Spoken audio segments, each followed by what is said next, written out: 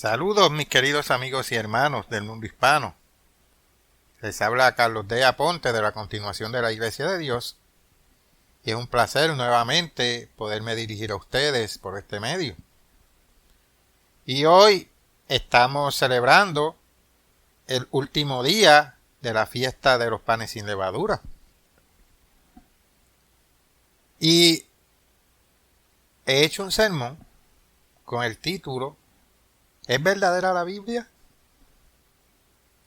¿Podemos creer en la Biblia? ¿Es históricamente cierta?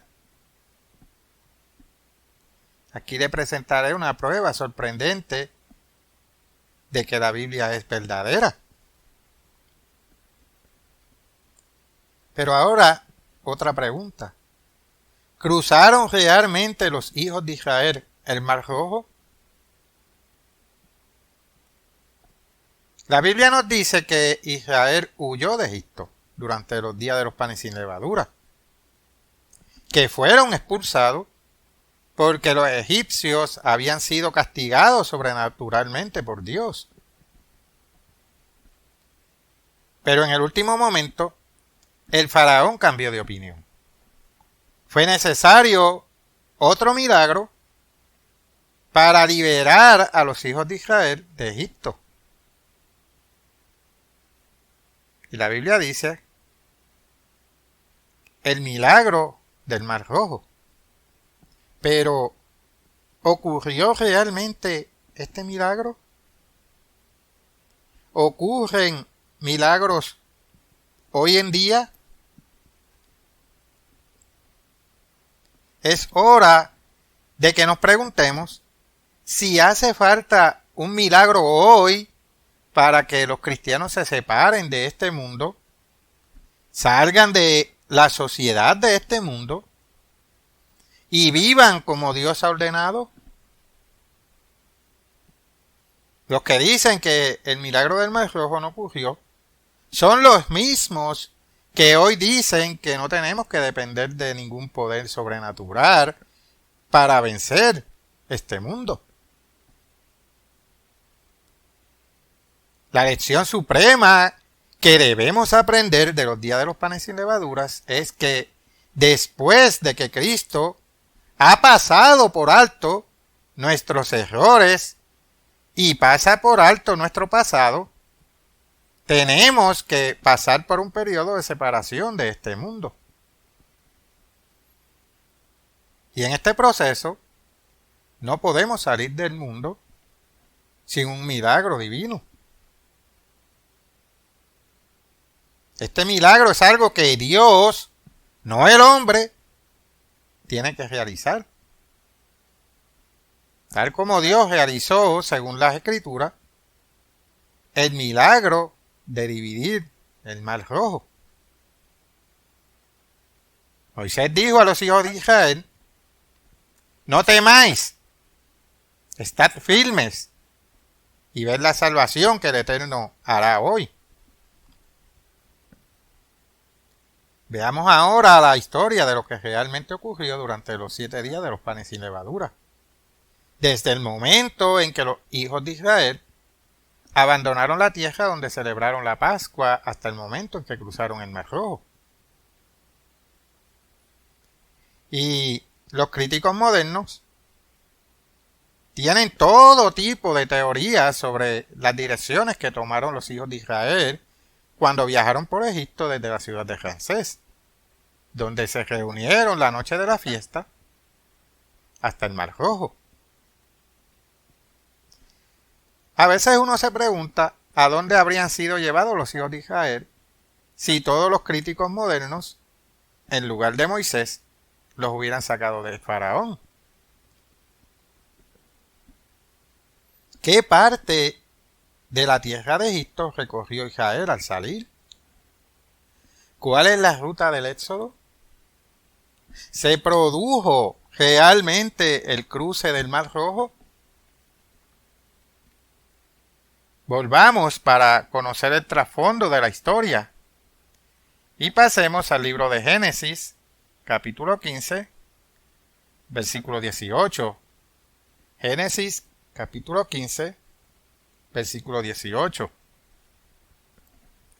En aquel día hizo el Eterno un pacto con Abraham, diciendo: a tu descendencia daré esta tierra, desde el río de Egipto hasta el río grande, el río Éufrates. ¿Es este río de Egipto el Nilo? Algunos críticos modernos nos dicen que no. Afirman que se trata, en cambio, del lecho de un río seco, que solo fluye en invierno, en medio de la península del Sinaí. Pero la Biblia declara claramente que es el río de Egipto, no el río de la península del Sinaí, no es el río de los filisteos, es el río de Egipto. Solo hay un río en Egipto, el Nilo. Si Dios no les había dado a los descendientes de Abraham el dominio sobre el río de Egipto, sino que les había dado solo un lecho seco en medio del desierto de Sinaí, entonces, ¿qué derecho tenían sus descendientes, los británicos y otros europeos occidentales, a construir el canal de Suez? ¿Por qué está mal que Nasser se apoderara del canal de Suez, a menos que perteneciera a Israel en primer lugar? El mero hecho de que Dios utilizara a Israel para construir el canal de Suez es en sí mismo una prueba de que los hijos de Israel debían poseer la tierra de Egipto hasta el Nilo.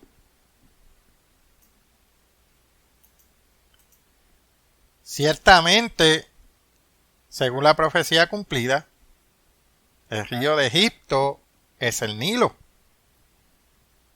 Tenemos esto confirmado en Josué. Vayamos allí, por favor, y corroboremos esto. Josué, capítulo 15, versículo 4. Josué, capítulo 15, versículo 4.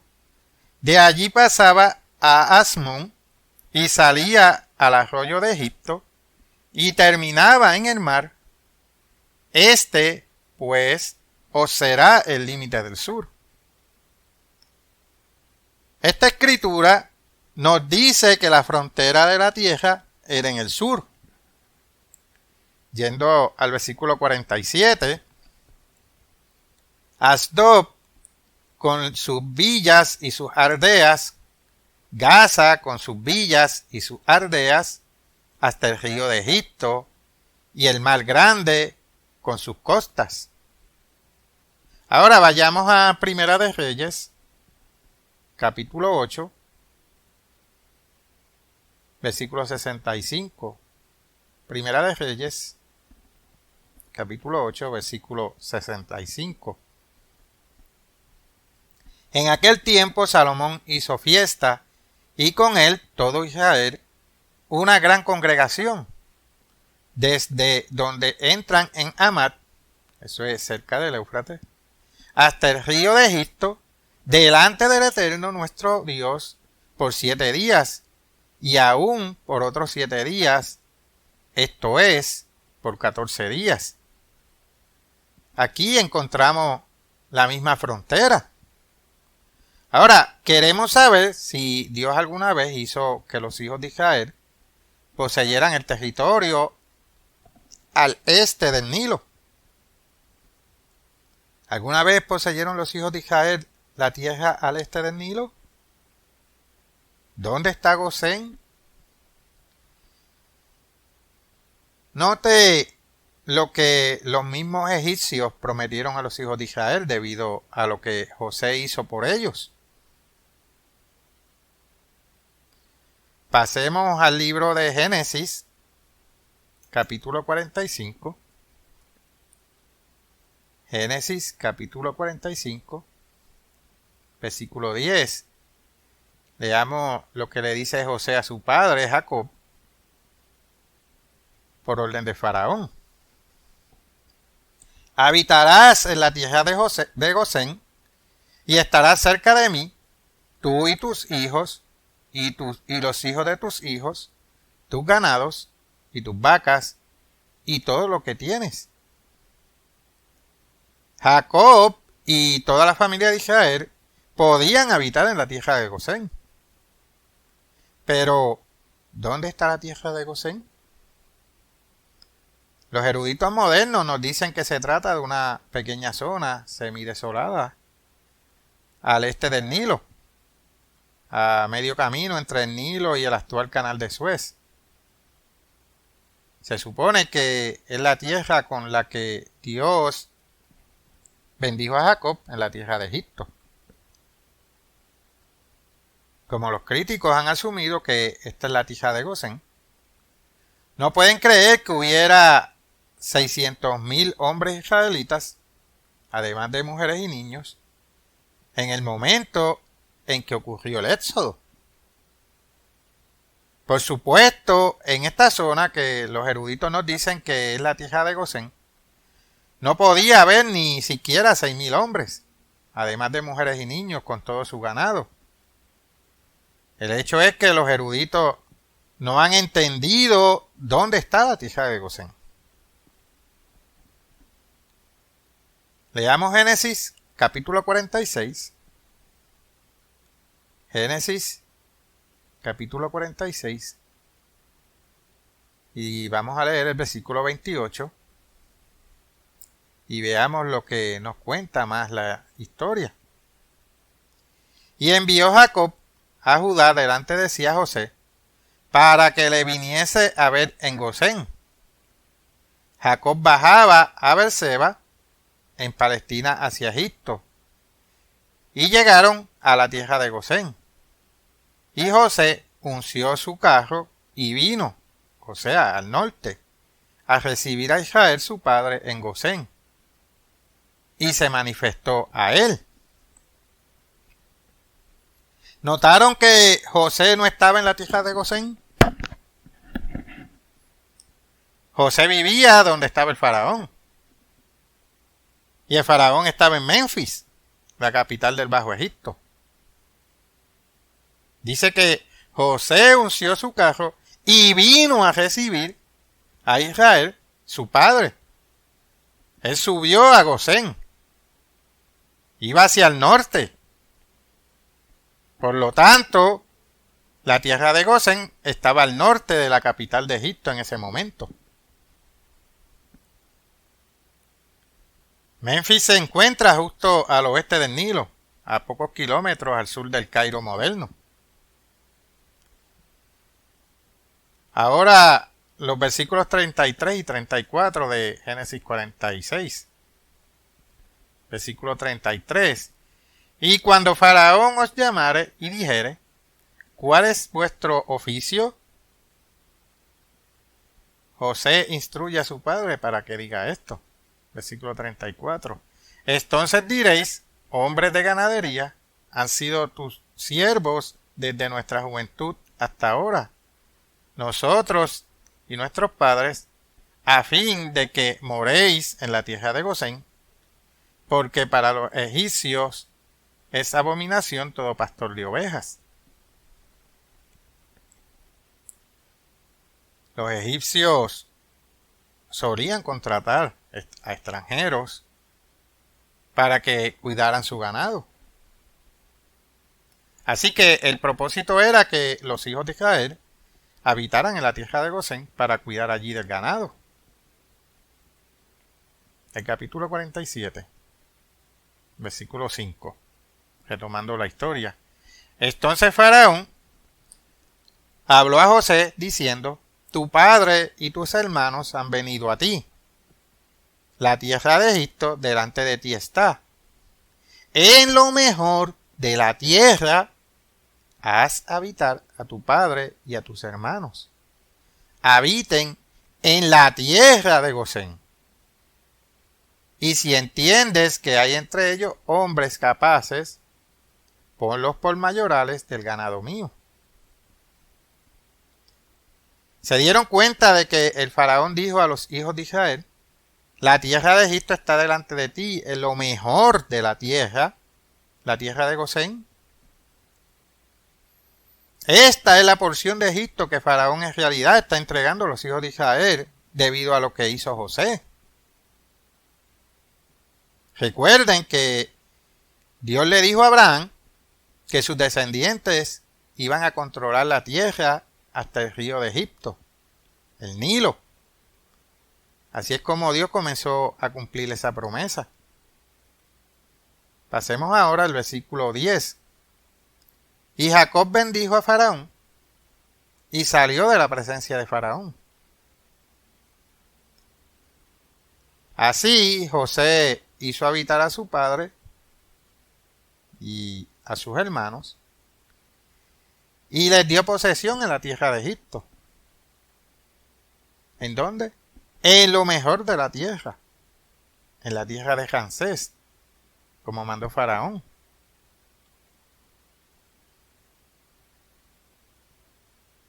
Lo mejor de la tierra, en el versículo 6, se llama la tierra de Gosén, mientras que en el versículo 11 se llama la tierra de Ramsés. Obviamente, entonces la tierra de Gosén y la tierra de Ramsés son la misma. Es la mejor de toda la tierra de Egipto.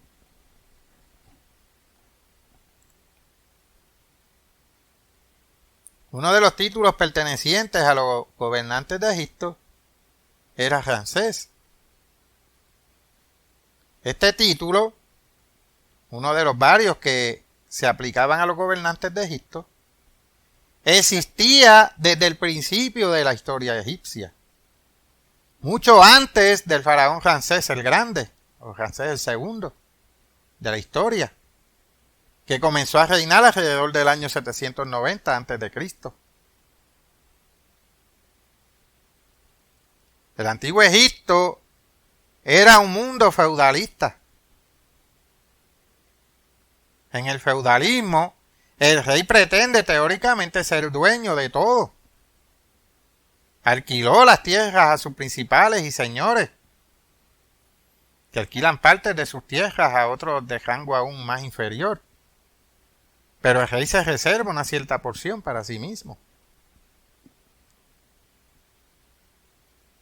Naturalmente, el faraón se reservó lo mejor de la tierra para sí, la tierra de Gosén. Pertenecía personalmente al faraón. Así pues, el faraón no estaba tomando tierras alquiladas a sus señores. Él está concediendo este territorio a José, quien era el siguiente en rango en el reino para su servicio. El pago por recibir la tierra de Gosén, o Ramsés, se establece en el versículo 6,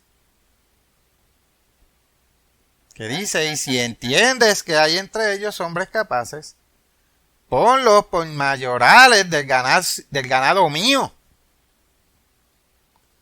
¿Dónde estaba el ganado de Faraón? En la tierra de Gosén, la tierra de Ramsés. El faraón sabía que si José podía bendecir a todo Egipto como lo había hecho, su familia también estaría obligada a bendecir a su propia estirpe. Pero al hacerlo, los egipcios concedieron el derecho de los hijos de Israel a este territorio. Y por orden de su gobernante, toda la tierra de Gosén, la tierra de Ramsés, es entregada a los hijos de Israel, como cumplimiento parcial de la promesa de Dios de la descendencia de Abraham, que se extendería hasta el río de Egipto, hasta el Nilo.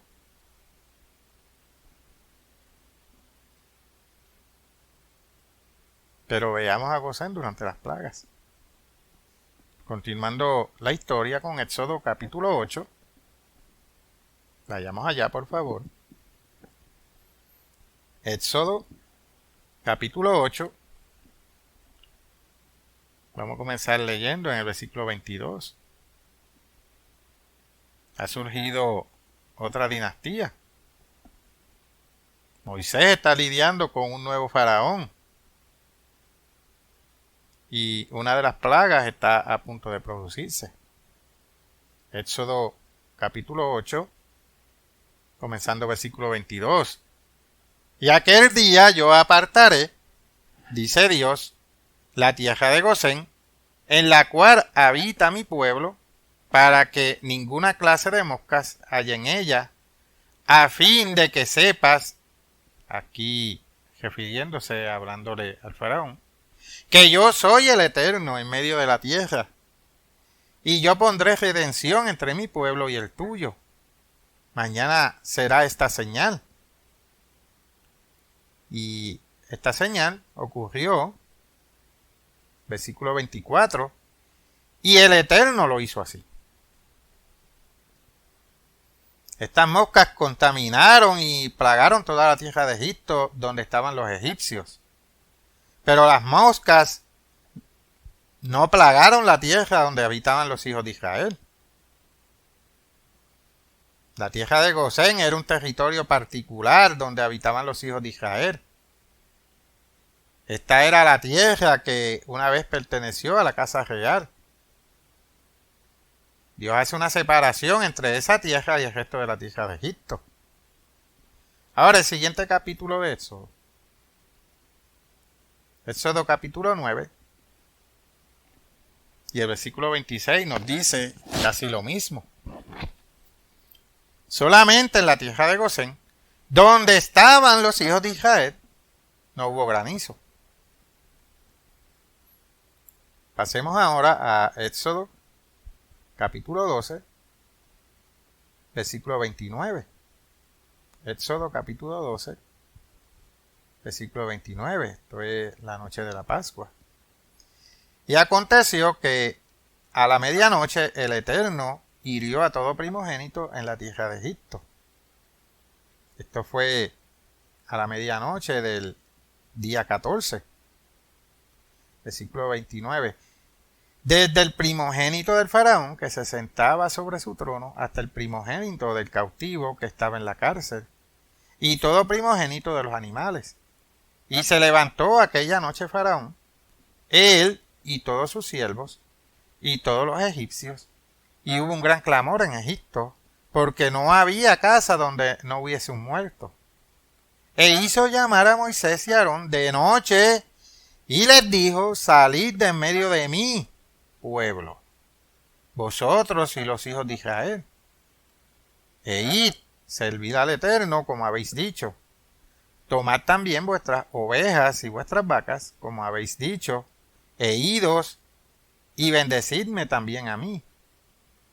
Y los egipcios apremiaban al pueblo, dándose prisa a echarlos de la tierra, porque decían, o sea, si se quedaban allí más tiempo, todos somos muertos.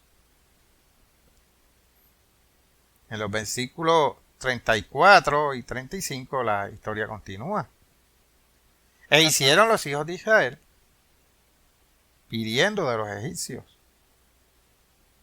entre los que habían estado viviendo la noche siguiente, el 15 de Abib, habiendo, versículo 36, así despojaron a los egipcios. Y expulsado su ganado, los israelitas llegaron a la ciudad de Ramsés.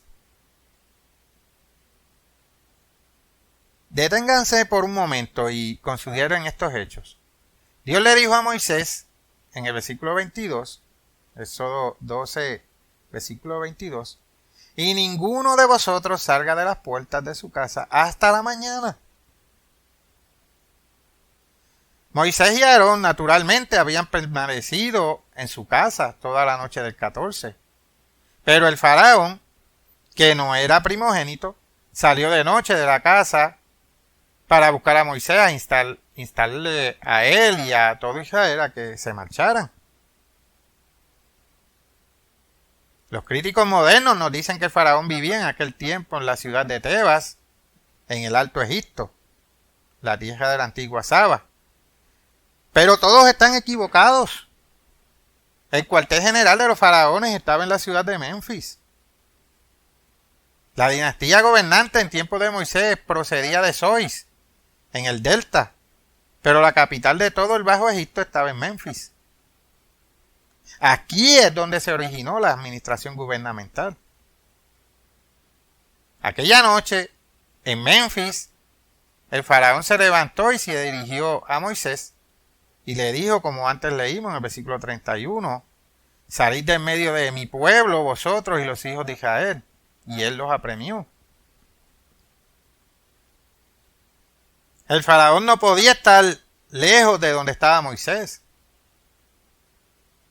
Esa misma noche ensilló su camello o su caballo y fue hacia Moisés y Aarón, el lugar donde los hijos de Israel celebraban la Pascua. Estaba muy cerca de la ciudad de Memphis. Recuerden, Israel habitaba en toda la tierra de Gosén, pero ellos se habían reunido en un área en particular para celebrar la Pascua. Y desde esta área viajaron en la parte diurna del 14 de abril a la ciudad de Ramsés.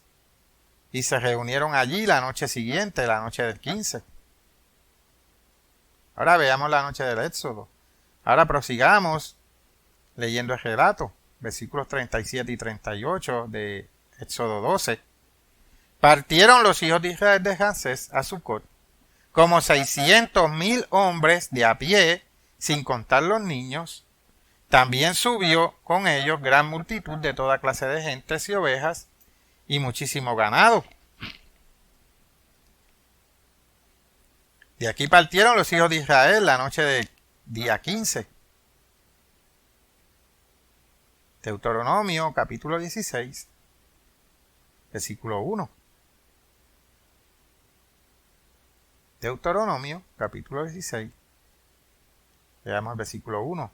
Guardarás el mes de Abib y harás Pascua al Eterno tu Dios, porque en el mes de Abib te sacó el Eterno tu Dios de Egipto de noche. El libro de Números aclara esto aún más. Vayamos a Números capítulo 33. Números capítulo 33 y leamos el versículo 3. De Ramsés salieron en el mes primero, a los 15 días del mes primero. El segundo día de la Pascua salieron los hijos de Israel con mano poderosa, a vista de todos los egipcios. Entre la mañana siguiente a la Pascua y la noche siguiente, como ya leímos en Éxodo capítulo 12 y versículo 35, que dice, hicieron los hijos de Israel conforme al mandamiento de Moisés pidiendo de los egipcios. Es decir, tomaron los salarios que los egipcios les habían retenido durante casi 2 siglos. Entonces ellos se reunieron en Ramsés. ¿Dónde estaba esta ciudad? Permítanme leer lo que Josefo, un historiador judío, nos dice claramente. Y esto es de Josefo, Antigüedades de los Judíos, libro 11, capítulo 15, perdón. Y esto dice, entonces los hebreos salieron de Egipto, mientras los egipcios lloraban y se arrepentían de haberlos tratado tan duramente. Emprendieron su viaje por Letópolis, un lugar entonces desierto, pero donde después se construyó Babilonia, cuando Cambises asoló Egipto. Así que Ramsés era la ciudad de Letópolis, que más tarde, bajo el dominio persa, se llamó la ciudad de Babilonia. ¿Sabía usted que también hubo una Babilonia en Egipto? Así como en Mesopotamia, donde Nimrod comenzó su reino. ¿Qué ciudad es esta en la actualidad? Josefo, escribiendo en griego, la llama la ciudad de Letópolis, nombre griego de Ramsés. Polis significa ciudad en griego. Una metrópolis es una ciudad madre. Así pues, Letópolis era la ciudad letona, uno de los nombres de Semiramis o Ishtar o Astarte, la reina del cielo. Es el mismo del que procede el latín. Así que esta era una de las ciudades dedicadas antiguamente a la reina del cielo. No es de extrañar que más tarde se le llamara también Babilonia. Ahora, el diccionario clásico de biografía griega y romana de Smith dice de la ciudad de Babilonia en Egipto que en tiempos posteriores se llamó Fostat o Viejo Cairo, una fortaleza en el Bajo Egipto, en la orilla derecha del Nilo, exactamente opuesta a las pirámides de Giza y al comienzo del canal que conectaba el Nilo con el Mar Rojo.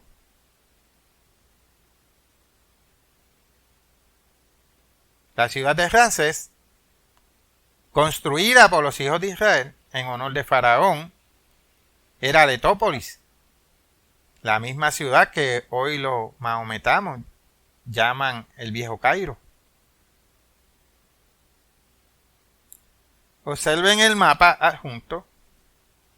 Dios les dio a los hijos de Israel la tierra hasta el río Nilo,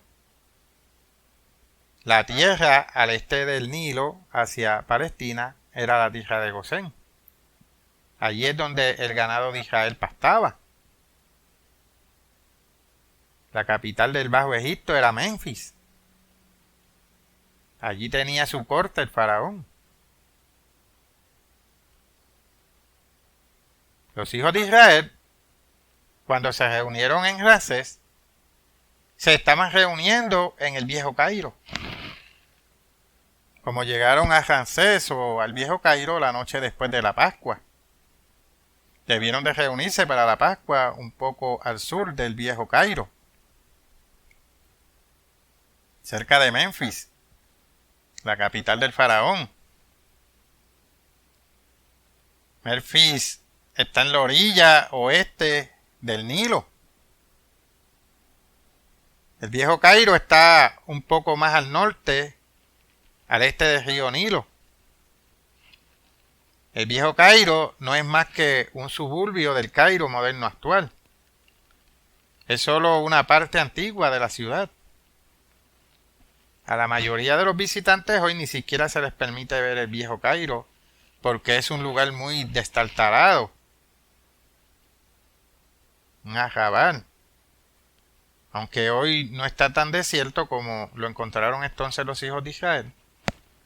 Por eso se reunieron allí. Porque no había egipcios viviendo en esa zona.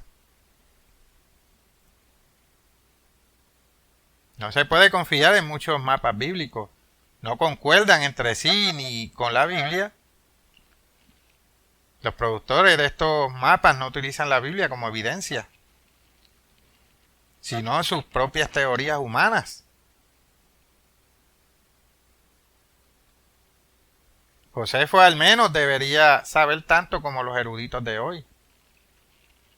Y cuando se juntan sus pruebas con las de la Biblia, queda muy claro que tuvo que ser cerca de la ciudad de Menfis, donde celebraban la Pascua. Cuando la congregación de Israel partía hacia el norte, se reunieron en la ciudad de Ramsés, que Josefo llama Letópolis, Babilonia o el Viejo Cairo en Egipto.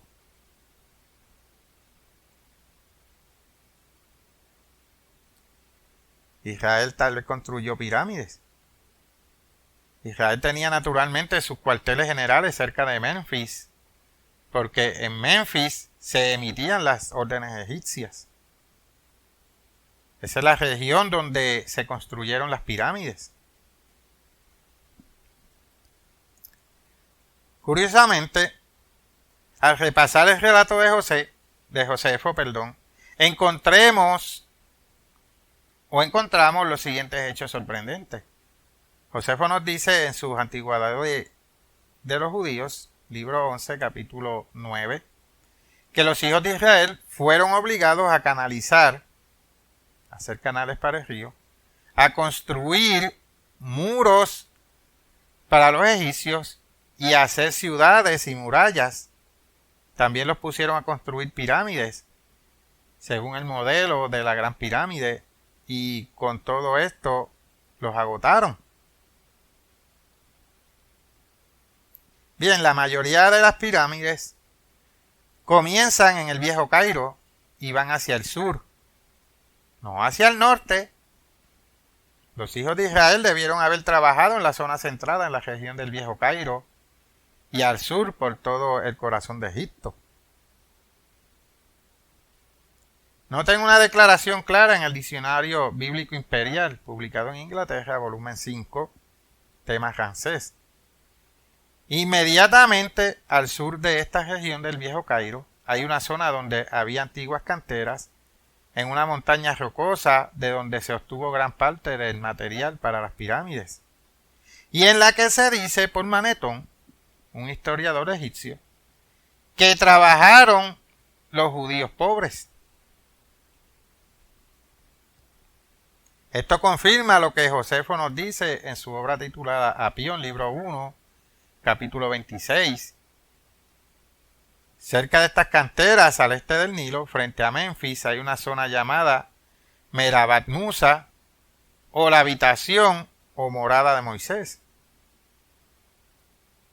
Moisés era el líder y mientras se comunicaba de un lado a otro con el faraón, es lógico que frente a Memphis, donde se construyeron muchas de las pirámides menores, Moisés debió tener su cuartel general, que hasta el día de hoy lleva el nombre de la habitación de Moisés.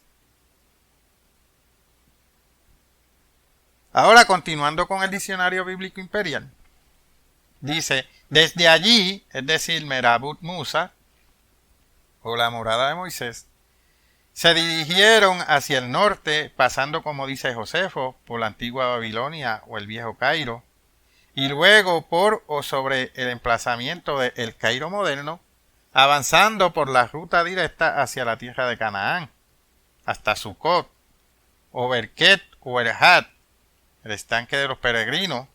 Sucot simplemente significa cabañas o campamento. Fue el lugar de peregrinación musulmana hasta el día de hoy. Pueden ir de Egipto a la Meca, la ciudad santa de la religión mahometana. Está en el camino que salió de Egipto hacia el desierto del Mar Rojo. Pero vayamos al libro nuevamente. El libro de Números, capítulo 33. Y leamos el resto del relato. Versículo 3. De Ramsés, el Viejo Cairo, salieron en el mes primero, a los 15 días del mes primero. El segundo día de la Pascua salieron los hijos de Israel con mano poderosa, a vista de todos los egipcios, mientras enterraban los egipcios a los que el Eterno había herido de muerte de entre ellos. A todo primogénito también había hecho el Eterno juicios contra sus dioses. Salieron pues los hijos de Israel de Ramsés y acamparon en Sucot. Salieron de Sucot y acamparon en Etán, que está al confín del desierto. Salieron de Etán y volvieron, o sea, literalmente se volvieron, sobre Pit-Hairot, que está delante de Baal-Zephón, y acamparon delante de Migdol. Salieron de Pit-Hairot y pasaron por en medio del mar, al desierto, y anduvieron 3 días de camino por el desierto de Etán, y acamparon en Mara. ¿El milagro del Mar Rojo ocurrió realmente? ¿Qué camino tomó Israel? Ahora retomemos la historia en el libro de Éxodo, capítulo 13. Éxodo, capítulo 13, versículo 17. Y luego que Faraón dejó de ir al pueblo, Dios los llevó por el camino de la tierra de los filisteos. Aquí tenemos el primero de varios caminos nombrados. En el antiguo Egipto había grandes caminos que salían de Egipto. Uno era el camino del Mar Rojo, que estaba al sureste del delta. Otro era el camino de Etán, o el desierto de Sur, que iba desde Egipto a través de Beerseba. Era el camino por el cual Jacob descendió a Egipto. El tercero es el camino de la tierra de los filisteos, que subía desde la costa a través de Gaza por el Mediterráneo. Vea el mapa nuevamente adjunto en pantalla. Como Israel se dirigía hacia el norte a través del viejo Cairo, podrían haber tomado fácilmente el camino de los filisteos. Muchos suponen que este camino debió ser por el Mediterráneo y están equivocados. El camino de la tierra de los filisteos se extendía hasta Egipto. Mientras los israelitas estaban todavía en Egipto, podrían haber viajado por el camino que conducía hacia el norte, a la tierra de los filisteos, pero en lugar de tomar ese camino, tan cercano como estaba, sigamos leyendo el versículo 17. Porque dijo Dios, para que no se arrepienta el pueblo cuando vea la guerra y se vuelva a Egipto, mas hizo Dios que el pueblo rodease por el camino del desierto del Mar Rojo. Este es otro camino. Es la más meridional de los tres caminos principales de Egipto, en lugar de tomar la ruta del norte que los habría llevado a través de la tierra de los filisteos, o la ruta intermedia en dirección a través de Beerseba. Tomaron el camino que conducía al sureste hacia Sinaí y Arabia. Dios los guió no directamente hacia el norte, sino a través del camino del Mar Rojo. Este es el camino común que hasta el día de hoy toman los peregrinos musulmanes hacia la ciudad santa de la Meca en Arabia. Es un camino que se ha utilizado desde el principio de los tiempos, cuando los seres humanos habitaban la tierra de Egipto. Continuando en el versículo 18. Y subieron los hijos de Israel de Egipto armados. Tomó también consigo Moisés los huesos de José, quizás de la gran pirámide justo al oeste del viejo Cairo, el cual había juramentado los hijos de Israel diciendo, Dios ciertamente os visitará y haréis subir mis huesos de aquí con vosotros. Y partieron de Sucot. El primer punto de parada en este camino que se dirigía hacia el Mar Rojo, y desde allí emprendieron su viaje, siguiendo en el versículo 20, y partieron de Sucot y acamparon en Etán a la entrada del desierto del Sinaí. En este punto, podrían haber salido directamente de Egipto hacia el Sinaí. Y el faraón nunca podría haberlos atrapado. Todo lo que tenían que hacer era seguir el camino tal y como lo hacen los árabes hoy en día.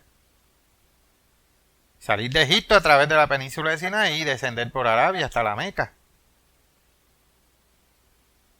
Aquí estaban, en la frontera de Egipto, justo al norte del Mar Rojo. No junto al Mediterráneo. Pero, ¿qué sucedió después? Ahora bien, el versículo 21. Y el Eterno iba delante de ellos de día en una columna de nube para guiarlos por el camino, y de noche en una columna de fuego para alumbrarles, a fin de que anduviesen de día y de noche. Les tomó los 7 días de los panes sin levadura en salir de Egipto por completo. Versículo 22. Versículo 22. Dios nunca se apartó de delante del pueblo la columna de nube de día, ni de noche la columna de fuego. Siguiendo el versículo en el capítulo 14, Éxodo 14, versículo 1. Habló el Eterno a Moisés diciendo, di a los hijos de Israel que den la vuelta, o sea que no continúen, sino que giren bruscamente a la derecha, y acampen delante de Pi-Hahirot, entre Migdol y el mar hacia Baal-Zephón. Delante de él acamparéis junto al mar. Ahora ellos acampan a la orilla del mar. ¿Dónde están estos lugares? El diccionario bíblico imperial nos los vuelve a decir. Pi-Hahirot, por lo tanto, debe haber sido el nombre de alguna localidad natural, como una montaña o una cadena de montañas, un acantilado, precipicio, cabo o promontorio. Se dice que los hijos de Israel, cuando fueron alcanzados por el faraón en el Mar Rojo, que quedaron encerrados en la tierra, encerrados por el desierto o montañas. Éxodo 14:3. Israel no podría haber ido más lejos en su línea de marcha. El faraón los tenía acorralados frente a la cordillera de Pi-Hahirot. ¿Cometió Dios un error guiarlos de la mano de Moisés? Israel acabó en una zona en la parte superior del Mar Rojo, junto al Golfo de Suez, donde hay una enorme cordillera que baja hasta el mar. Cuando ellos entraron en esta zona, fue como entrar en una burbuja. No podían ir más lejos por tierra. El único lugar al que podían ir era al agua, porque la cordillera desciende hasta la orilla del mar. Frente a Pi-Hahirot estaba Baal-Zephón. Esta debió haber sido una ciudad donde se adoraba a Baal. Zephón significa el norte. Este era el Baal del norte. El Baal que desciende del polo norte, vestido de rojo y blanco cada 25 de diciembre. Esta era la antigua sede del culto a Santa Claus, o Papá Noel, como lo dicen en otros países. También acamparon cerca de Migdol. ¿Dónde estaba esto? Trumbull, en su libro titulado Kadesh Barnea, página 377, revela algo sobre la ciudad de Migdol. A poca distancia al noroeste de Suez hay una estación o un paso conocido como el Mactal, el Migdol. Está directamente en la línea en la ruta de Ahad. El Had es un término árabe moderno para el camino del Mar Rojo. El Mactal, está cerca de la vía señalada como el camino de Betwin hacia el antiguo Egipto. Wilkinson juzgó por su nombre y posición que esto representa el Migdol de la Biblia. Cuando acamparon delante de Pi-Hahirot, que es una cordillera, y Baal-Zephón, entonces Baal-Zephón estaba al norte y Pi-Hahirot era la cordillera al sur. Luego entre Migdol al oeste y el Mar Rojo. Al este hay un área lo suficientemente grande para que los hijos de Israel quedaran acorralados. El Mar Rojo tiene casi 8 millas de ancho aquí. Hay una área muy extensa, muchos miles de pies de ancho, que podría haberse abierto para que los hijos de Israel lo cruzaran. Prosigamos con Éxodo capítulo 14, versículo 3. Porque Faraón dirá de los hijos de Israel, encerrados están en la tierra, el desierto los ha encerrado. Y endureció Dios el corazón de Faraón, nuevamente. Versículo 7. Y tomó 600 carros escogidos y todos los carros de Egipto y los capitanes sobre ellos, y endureció el Eterno el corazón de Faraón, rey de Egipto, y él siguió a los hijos de Israel. Faraón los alcanzó acampando junto al Mar Rojo en lo que probablemente fue el 6º día de los panes sin levadura. Los israelitas estaban ahora asustados. Bajando el versículo 12, dijeron: ¿no es esto lo que te hablamos en Egipto, diciendo, déjanos servir a los egipcios, porque mejor nos fuera servir a los egipcios que morir nosotros en el desierto? Y Moisés dijo al pueblo: no temáis, estad firmes y ved la salvación que el Eterno hará hoy con vosotros, porque los egipcios que hoy habéis visto, nunca más para siempre los veréis. El Eterno peleará por vosotros y vosotros estaréis tranquilos. Entonces el Eterno dijo a Moisés: ¿por qué clamas a mí? Di a los hijos de Israel que marchen al agua. No, nota en versículo 16. Y tú alza tu vara y extiende tu mano sobre el mar y divídelo, y entren los hijos de Israel por medio del mar en seco. El milagro se produjo cuando Moisés extendió su vara. El mar se abrió miles de metros de ancho. Luego los vientos hicieron retroceder las aguas y la levantaron como un muro a ambos lados. Ahora, bajando el versículo 21, y extendió Moisés su mano sobre el mar, e hizo el Eterno que el mar se retirase. Fue un milagro, contrariamente al tiempo estacional. Versículo 21. Por recio viento oriental toda aquella noche, y volvió el mar en seco, y las aguas quedaron divididas. Entonces los hijos de Israel entraron por en medio del mar en seco, teniendo las aguas como muro a su derecha y a su izquierda. Y siguiéndolo los egipcios, entraron tras ellos hasta la mitad del mar. Toda la caballería de Faraón, sus carros y su gente de a caballo. Y aconteció a la vigilia de la mañana que el Eterno miró el campamento de los egipcios desde la columna de fuego y nube, y trastornó el campamento de los egipcios, y quitó las ruedas de sus carros, y los trastornó gravemente.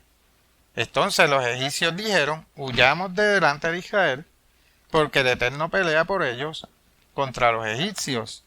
Y el Eterno dijo a Moisés: extiende tu mano sobre el mar para que las aguas vuelvan sobre los egipcios, sobre sus carros y sobre su caballería.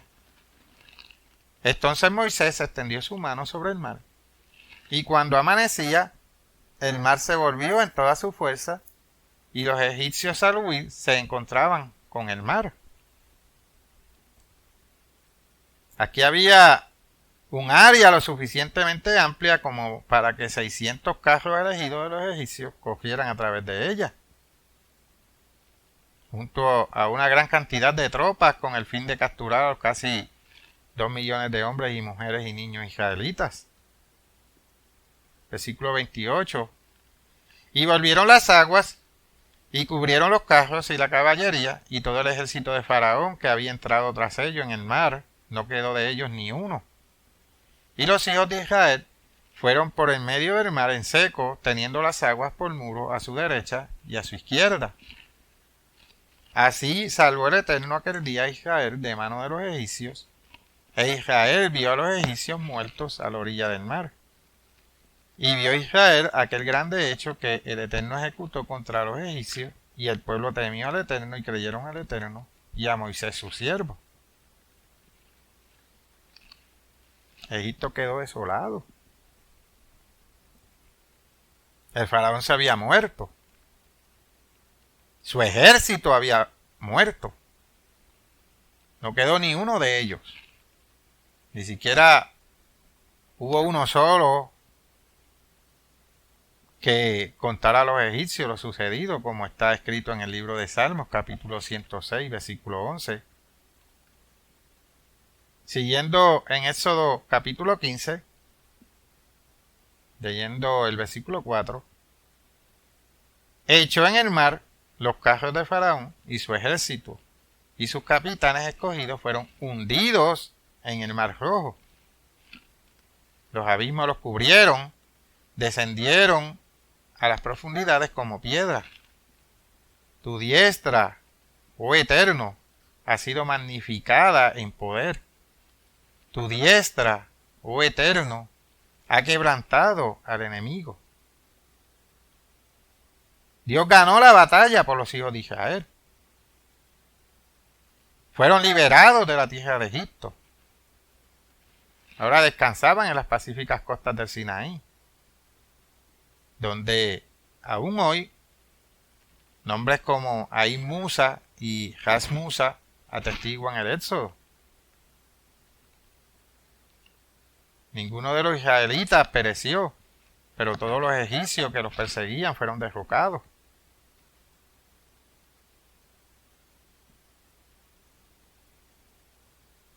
Josefo añade algunos detalles vívidos a la misma historia. Él dice, el número que los perseguía era de 600 carros, con 50,000 jinetes y 200,000 hombres a pie, todos armados. También se apoderaron de los pasadizos por los que imaginaban que podrían huir los hebreos, encerrándolos entre el precipicio inaccesibles y el mar, pues había una cordillera de montañas que terminaban en el mar, que eran infranqueables a causa de su aspereza y obstruían su huida, por lo que allí presionaron a los hebreos con su ejército. Eso es de Antigüedad de los Judíos, Josefo, página 76.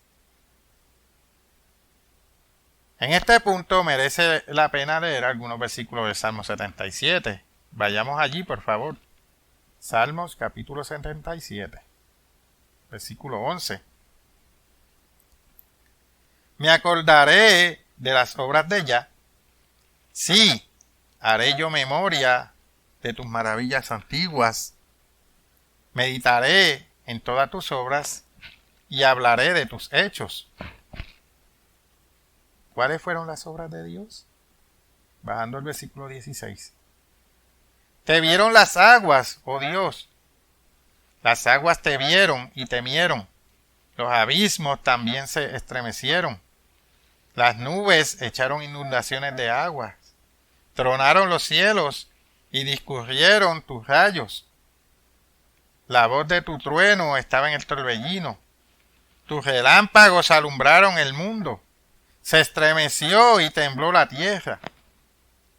En el mar fue tu camino y tus sendas en las muchas aguas. Y tus pisadas no fueron conocidas. Condujiste a tu pueblo como ovejas por mano de Moisés y de Aarón. Truenos, lluvia y grandes relámpagos sacudieron la tierra aquella noche. Temprano en la mañana las aguas se precipitaron sobre Faraón cuando su carro se quedó atascado en el fondo del mar. Y él sigue allí hasta el día de hoy. El Salmo 78 también nos habla un poco al respecto. Salmo 78, versículo 12.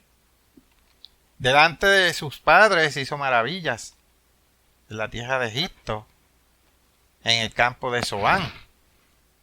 La palabra campo aquí se traduce correctamente en otra parte como país o reino. La tierra de Egipto es el campo o el país o el reino de Zoán. Zoán le dio su nombre a Egipto porque fue la primera ciudad construida en Egipto. El número 1322 dice que fue construida 7 años después de Hebrón y aparentemente fue la primera ciudad construida en Egipto posterior al diluvio.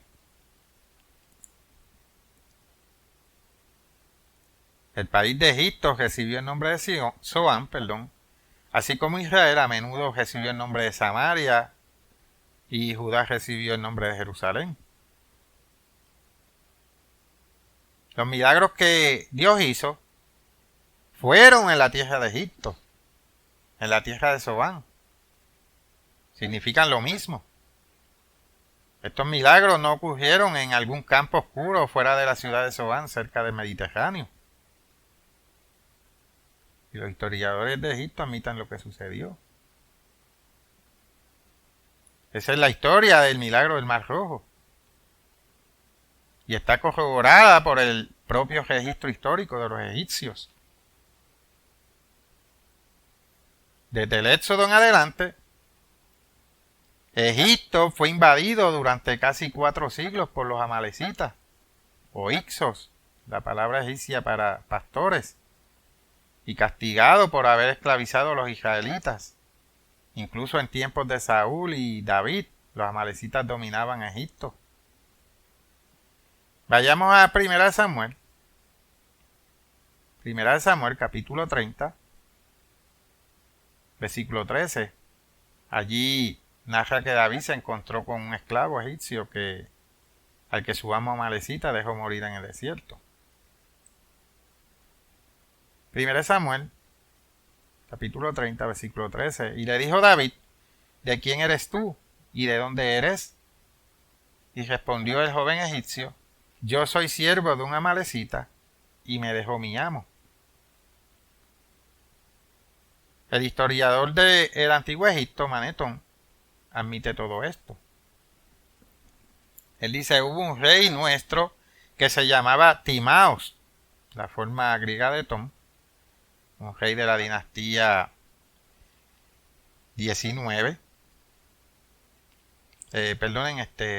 14.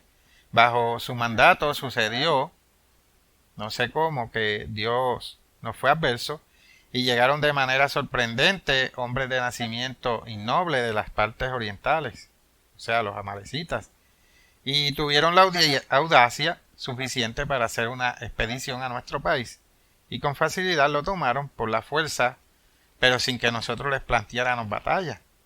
Eso está en Contrapión de Josefo, libro 1, parte 14.